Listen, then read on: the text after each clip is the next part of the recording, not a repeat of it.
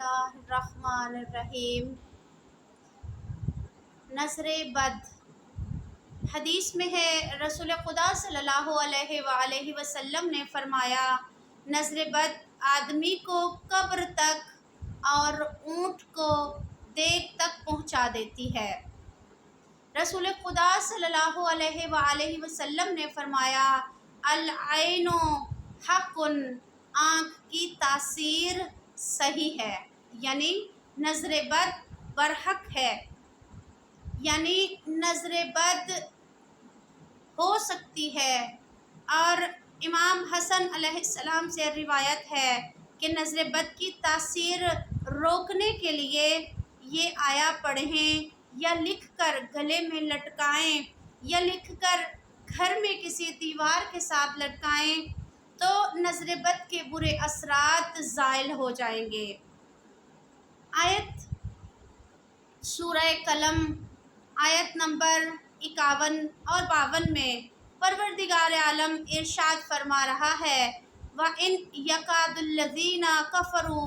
لَيُزْلِقُونَكَ بِأَبْصَارِهِمْ لَمَّا سَمِعُوا الذِّكْرَ وَيَقُولُونَ إِنَّهُ لَمَجْنُونٌ وَمَا هُوَ إِلَّا ذِكْرٌ لِّلْعَالَمِينَ۔ پروردگار عالم ارشاد فرما رہا ہے، اللہ کے نام سے جو بڑا رحمان اور رحیم ہے، اور کفار جب قرآن کو سنتے ہیں تو معلوم ہوتا ہے کہ یہ لوگ تمہیں گھور گھور کر ضرور پھسلا دیں گے، اور وہ کہتے ہیں کہ یہ تو سڑی ہے، اور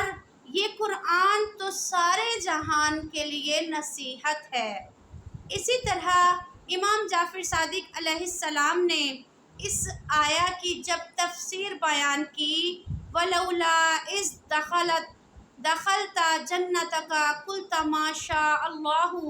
لَا قُوَّةَ إِلَّا بِاللَّهِ،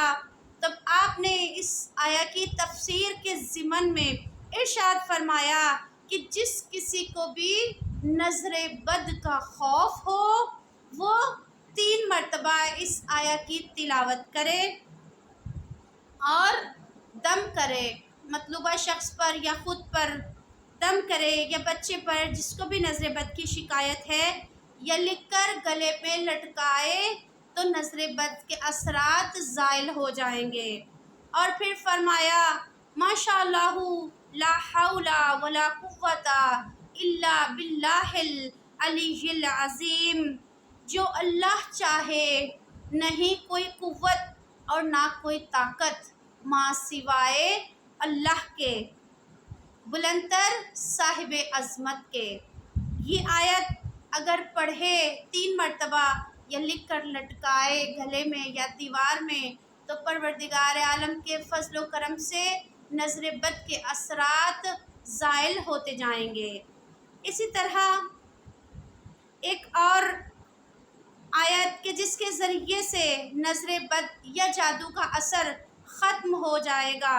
وہ ہے بسم اللہ الرحمن الرحیم، اعوذ بکلمات اللہ التامۃ واسمائہ الحسنی کلہا من شر الصامۃ والحامۃ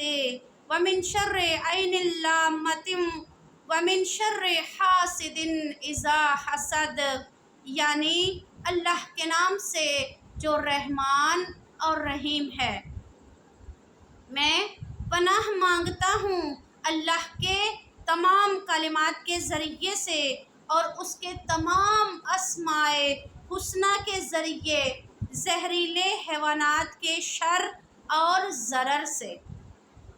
اور حیوانات کے شر پہنچانے سے، اور نظر بد والی آنکھ سے، اور حاسد کے شر سے کہ جب وہ حسد کرے۔